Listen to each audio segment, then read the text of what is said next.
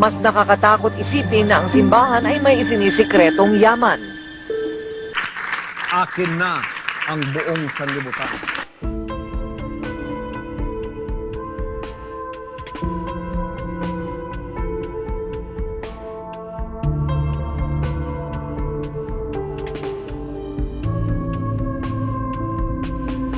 Inutil! Tarantado!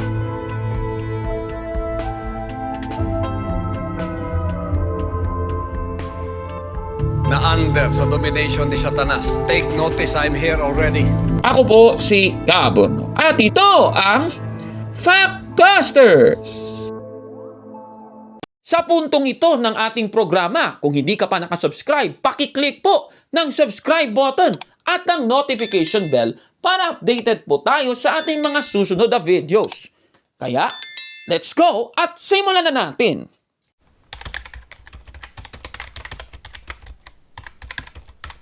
Hello po mga kapatid! Welcome back! Dito na naman sa isang episode ng Factbusters PH. Nung nakaraang episode, sinagot po natin ang tanong ni Warren Castro Gabales. Ang sabi niya dito, Kaburnok, pakiimbestigahan mo sana itong video na ito. Dahil base dito, si Father Robert Reyes ay mukhang wala na sa hulog ito. Pakitapik po si Father Robert Reyes dahil mukhang antikristo na.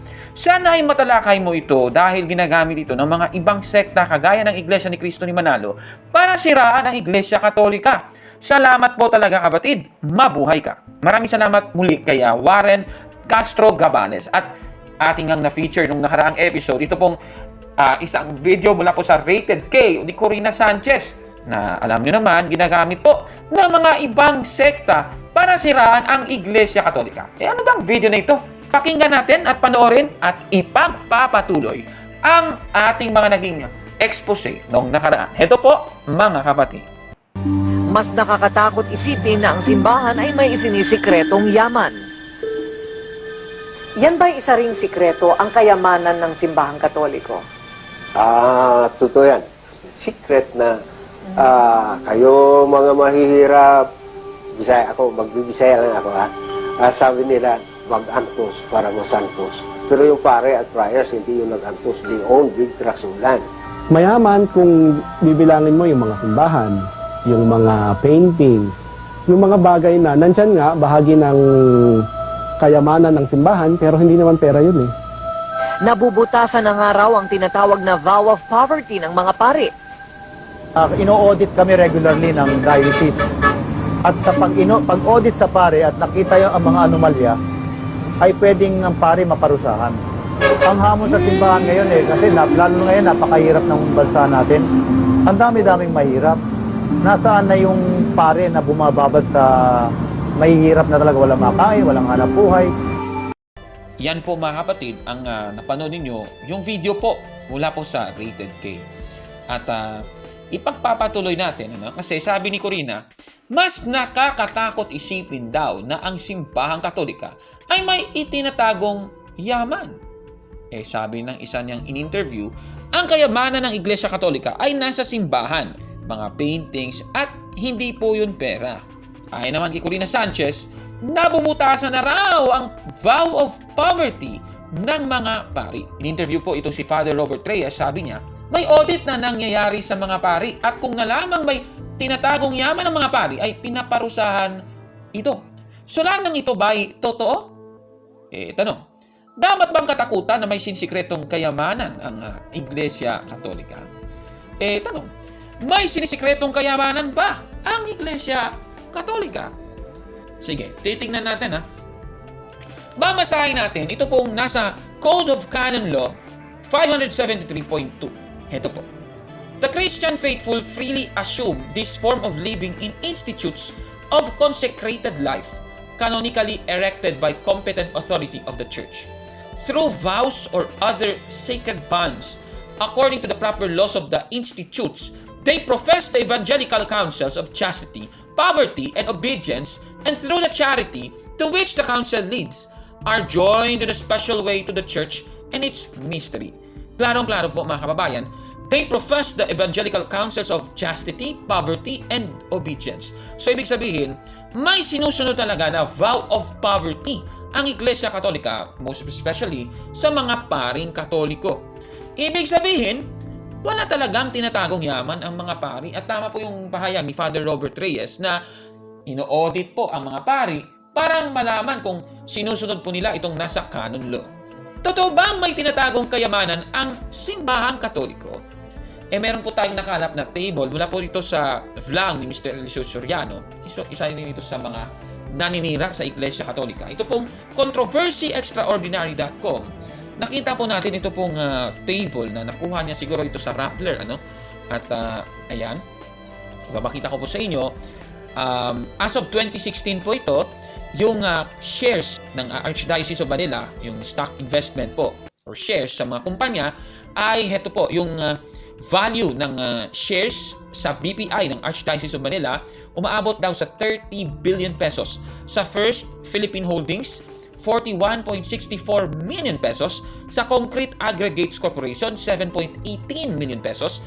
Sa Central Azucarera de Tarlac, 3.97 million pesos. Sa Philex Petroleum, 2 million pesos. Sa ISM Communication Corporation, 84,030 pesos. Sa Philodrill, 456,435 pesos. Yan po, isa Archdiocese of Manila pa lang yan. At per Archdiocese, yung stock investment, halimbawa, yung Zamboanga Archdiocese, umaabot po sa 25.37 million pesos. Yung sa BPI, sa Philex Mining, meron pong shares ang Archdiocese of Zamboanga na umaabot sa 8.43 million pesos. At sa Philex Petroleum, yung Archdiocese of Zamboanga may shares na maabot sa 703,170 pesos. Ang Archdiocese of Haro, may shares po sila sa BPI na 46.19 million pesos. Ang Archdiocese of Tuguegarao, ayan, meron po sila, etc. etc. Ang dami po, mga kababayan. So, hindi lang po yan. Meron po akong napanood na news sa internet na ginagamit ng propaganda ng ibang sekta. Ito pong kayamanan daw ng Iglesia Katolika. Ito panoorin natin mula po sa GMA News, mga kapatid. Mayaman daw ang simbahang Katoliko ayon sa pagsasaliksik na isinagawa ng isang kolumnista na kontra rin sa posisyon ng simbahan tungkol sa RH Bill. Bilyon-bilyong piso raw ang halaga ng mga stock investments nito sa ilang malalaking korporasyon. Kaya nakakapagtaka raw na humingi pa ng tulong ang ilang obispo mula sa PCSO. Pero ayon naman sa isang arsobispo, minana lang daw ng simbahan ang yaman nito mula sa mga Kastila at dapat lang daw na pangalagaan ang mga ito sa pamagitan ng investment. May report si Sandra Aguinaldo. Laking gulat daw ng kolumnistang si Elizabeth Angsioco nang matuklasan ng anyay malalim na balon ng kayamanan ng simbahang Katoliko. Sa mga dokumentong nakuha mula sa Philippine Stock Exchange, natuklasan daw ni Angsioco ang naglalaki ang investment ng simbahan sa Bank of Philippine Islands at Philex Mining. Nakakuha rin ng GMA News Research ng sarili nitong kopya ng mga dokumento mula sa PSE. Sa tansya ni Angsioco, sa BPI pa lang, hindi bababa sa 17 billion pesos na halaga ng shares of stock ng iba't ibang grupong may kaugnayan sa simbahang Katoliko. Ang may pinakamalaking investment, ang Archbishop of Manila.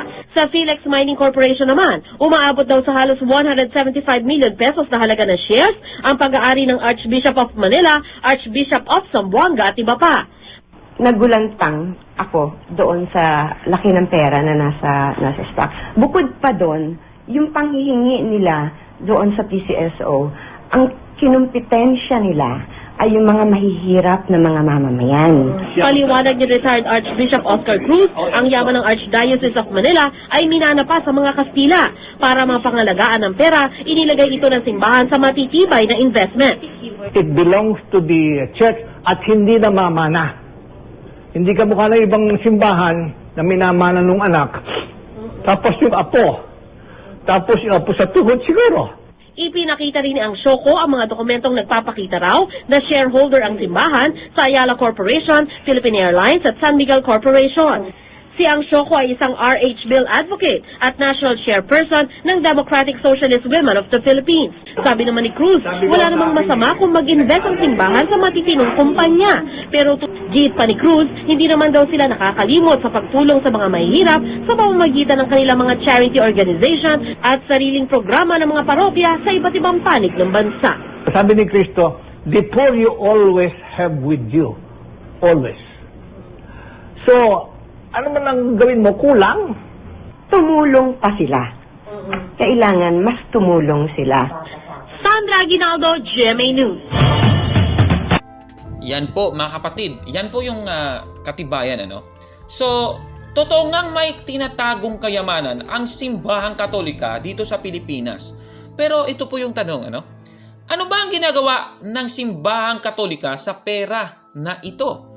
Okay, sige. Babasahin natin para malaman yung katotohanan dito po sa inilabas na balita ng CBCP News sa kanilang website sa pamagat na Why Not the Catholic Church Share Her Billions na isinulat po ng pari na si Father Elias Ayuban Jr., CMF, noong April 20, 2020. Ganito po ang ating bababasa, isasalin ko na lang po sa wikang Tagalog. Matapos ang tanong, nasaan ang simbahang Katoliko sa mga oras ng krisis na ito, na tinutukoy niya yung COVID-19. Ang isa pang tanong sa ilang mga post sa Facebook ay sumusunod. Bakit hindi ibinabahagi ng simbahang Katoliko ang kanyang bilyon-bilyon sa mga mahihirap? Ang pag-uusisa ay maaaring nauugnay sa nakaraan kapag ang institusyon ng simbahan ay parehong napakalakas at mayaman. Hindi na ito ang kaso ngayon at sa gayon, tinanong namin bilang kapalit, nasaan ang bilyon-bilyon? Bukod dito, ang bawat diocese ay nagsasarili, kasama ang pananalapi nito, sa parehong paraan ng bawat reliyosong kongregasyon. Bagaman pinangangasiwaan ng Holy See ang pangangasiwa ng lahat ng kalakal sa simbahan upang matiyak na nagsisilbi siya sa misyon ng simbahan, ang bawat institusyong Katoliko ay namamahala ng kanilang sariling patrimonya ng may lubos na kalayaan at paghuhusga. Ngunit totoo na ang simbahan ay napakayaman sa sining, sa simbahan, sa kasaysayan, liturhiya, musika at iba pa. Gayunpaman, ang mga kayamanang ito ay hindi ipinagbibili at hindi rin kami nagmamalaki sa mga ito. Ipinagmamalaki natin ang krus ni Kristo Jesus. Sa katunayan, ang totoong kayamanan ng simbahan ay hindi nakasalalay sa mga istruktura, ngunit sa kaniyang mga miyembro. Ang mga partikular na simbahan ay maaaring walang bilyon-bilyon. Ngunit sa pamamagitan ng mga pribadong donasyon, nagalok ang Caritas Manila ng 1 bilyong halaga ng mga sertibiko ng regalo sa mga mahihirap na residente sa lungsod sa 10 mga dioceses sa Metro Manila. Ang De La Salle Brothers ay nagtataglay ng dose-dosenang mga individual na walang tirahan para sa tagal ng quarantine ng Luzon sa DLSU. Ang mga Redemptorist ay nagtatago ng mga residente ng Albay sa Baclaran Church at ang Claretian Missionaries ay inalok ang silong ng Immaculate Heart of Mary Parish sa UP Diliman para sa paggamit ng mga frontliner. Ang lahat ng ito at marami pang iba pang mga pagkukusa ginagawa ng simbahan ng walang mga kamera at press release. Klarong-klarong nilalagay ng Iglesia Katolika sa mga investment ang yaman nito at ginagamit kapag kailangan ng tulong ang mga kasapi nito. Nasa Biblia po yan, yung sa Matthew 25 verse 14 to 30, yung parable of the talents, kung naalala ninyo. Ayon po sa Matthew 25:27, ganito pong ating mababasa. You could have at least put my money in the bank so that I could have earned interest on it. Yan po yung ginagawa ng mga pari, mga kapatid. Sinusunod lang nila yung nasa parable of the talents na yung pera na ipinagkatiwala sa'yo ay inilalagay mo po sa bangko. Ginagawa po yung investment. Pinapatubo mo yung pera. So, yun po yung ginagawa ng mga pari. Tama naman yun Nasa Biblia naman yun Kaya nga dito sa nakasulat na ito sa CBCP News at klaro po, ito po. Ang lahat na ito at marami pang iba pang mga pagkukusa ginagawa ng simbahan nang walang mga kamera at press release. Hindi po kailangan na ipabalita sa buong mundo na simbahang Katolika ay nagbibigay ng mamahagi. Hindi kagaya ng iba dyan, Di pa, press release, nagbigay sila ng tulong sa mga ganito, ganyan. Hindi po ganun Wala pong ganun ang Iglesia Katolika. Kasi lumalabag po iyan sa salita ng Diyos. Sa Matthew 6:3, ganito ang ating mababasa. When you give to the poor, don't let anyone know about it. Then your gift will be given in secret. Your Father knows what is done in secret, and He will reward you. Klarong-klaro mga kababayan, dito po sa Biblia, na dapat hindi alam ng iba yung ginagawa mong tulong sa nangangailangan. Kaya sa sinasabing ito ni Corina Sanchez, nakakatakot daw na may sikretong Iglesia Katolika. Mas nakakatakot isipin na ang simbahan ay may isinisikretong yaman. Na may tinatago daw itong yaman, hindi naman dapat katakutan yan kasi ginagamit po yan ng Iglesia Katolika sa pagtulong sa iba sa tamang panahon, yung itinatagong yaman ng simbahang Katolika. Kaya, busted yan! Nako, mali po. Ipapapatuloy lang natin ang video na ito ngang The Truth Prevail daw. Aba, titingnan natin, mga kapatid.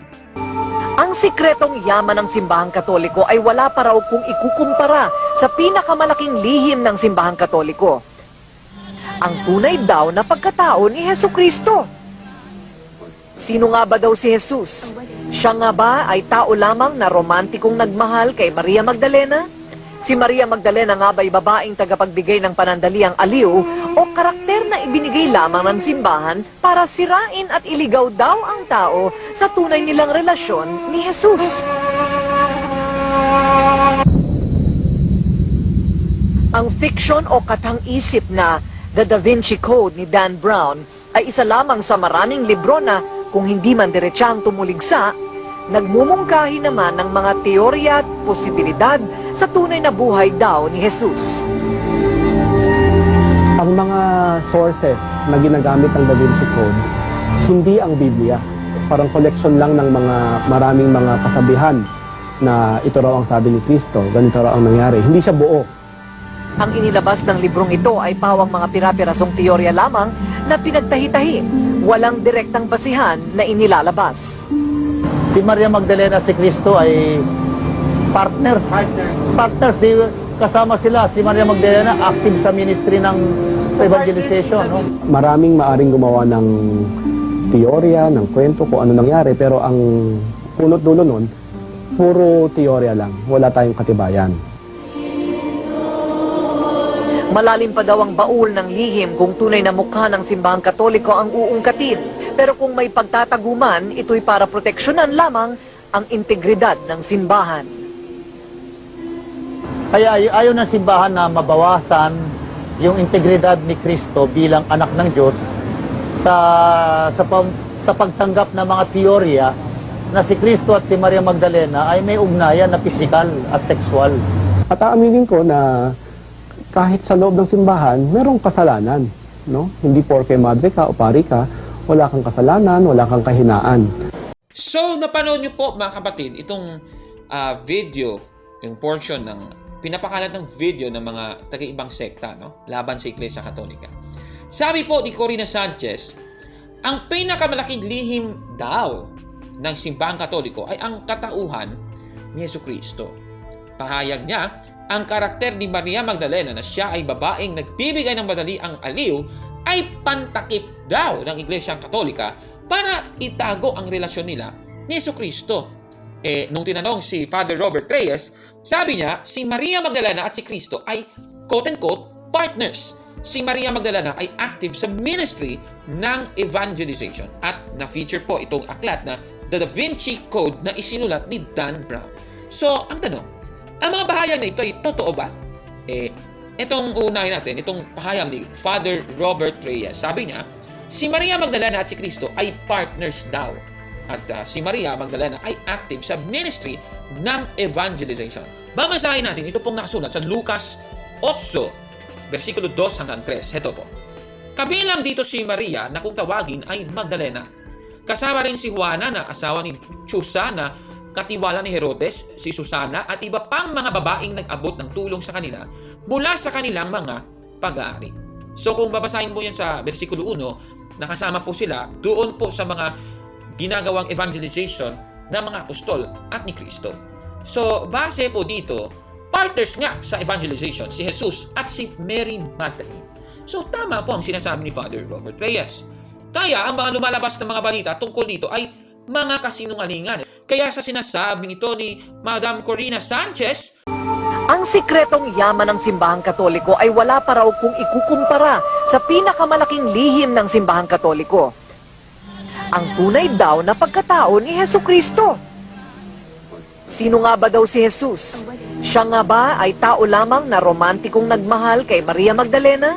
Si Maria Magdalena nga ba'y babaeng tagapagbigay ng panandaliang aliw o karakter na ibinigay lamang ng simbahan para sirain at iligaw daw ang tao sa tunay nilang relasyon ni Jesus?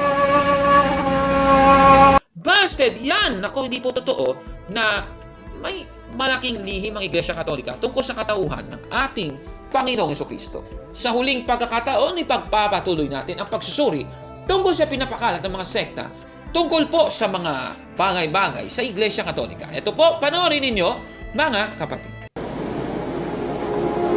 Ang tanong, dapat lamang ba ng simbahan ay may sikreto? O dapat ay hubad at bukas sa bawat mananampalataya, anuman ang kulay ng katotohanan? Kailangan po bang magkaroon ng secret ang simbahan? Sa bilang naging pare, piniyo ko, tama, kung the integrity of the church ang pag-usapan.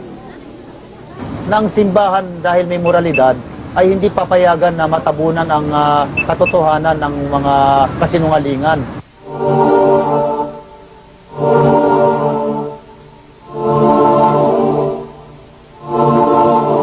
Ayan po, mga kapatid, ano? So, nagbigay po ng tanong si Miss Corina Sanchez at sasagutin natin ang tanong. Dapat ba ang simbahang Katolika ay may sikreto? Aba, magandang tanong ito, mga kapatid, ano? Sa tingin ninyo, anong pong sagot? Kanina, meron na po tayong sneak peek tungkol sa sagot sa tanong ito. Alam niyo naman, mula po sa Vatican, meron pong kawang-gawa na ginagawa ang simbahang Katolika. Kaya nga sabi sa Biblia, itong nasa Matthew chapter 6 verse 3, dapat yung pagbibigay mo sa mga kapuspalad ay ginagawa ito ng sikreto. Kaya sa tingin ko, dapat may sikreto ang Iglesia Katolika. At yan pong sinisikreto ng Iglesia Katolika. Alam nyo ba, meron pong pamantayan ang Iglesia Katolika tungkol dito. At yan pong tinatawag nating Catholic Social Teaching or CST. Ang Catholic Social Teaching ay meron po yung 7 foundation. At yan po ang nakikita nyo sa screen. Yan po ang foundation. Nandito po yung mga sikreto ng Iglesia Katolika. Kaya binansagan itong The Church Best Keep Secret.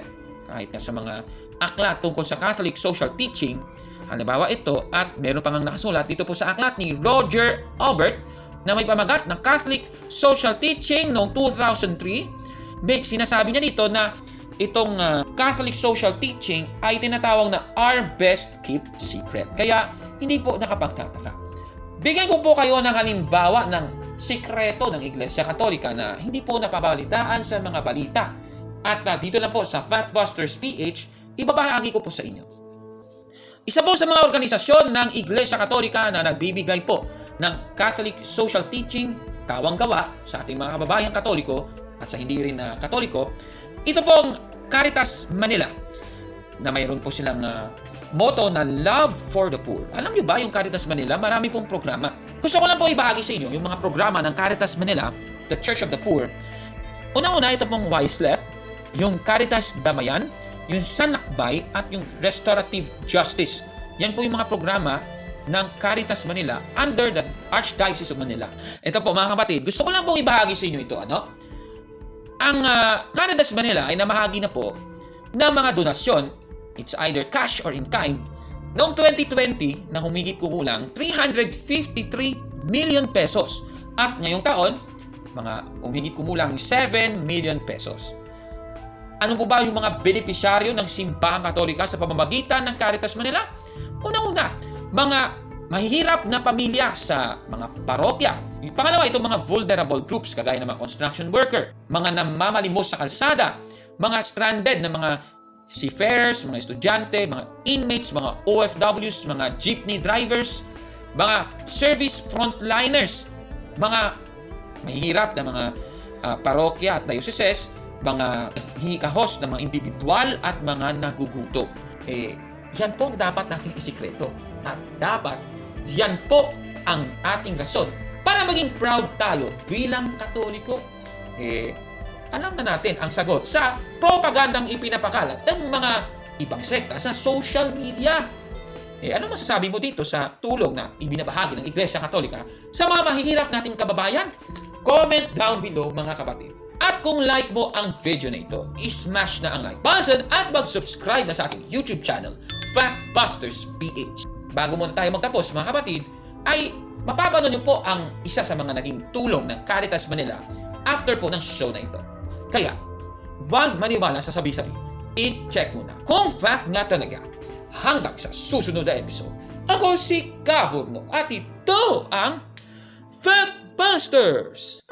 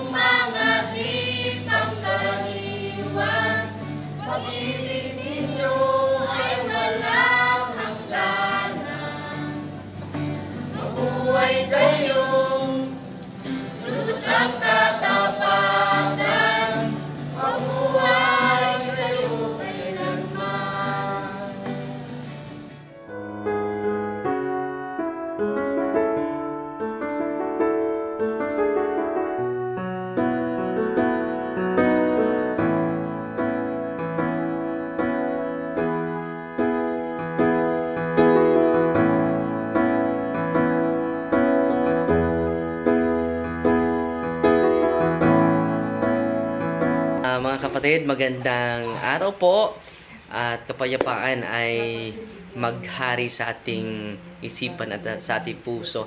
At follow and subscribe Factbuster PH at The Beloved Catholic sa Facebook page ni Kaburnok. At abangan nyo si Kaburnok, no? Dahil marami siyang i-reveal na mga maling aral at matutunan natin ang katotohanan. Dahil ang katotohanan na magbigay sa atin ng tunay na kalayaan. God bless! I am Catholic. I am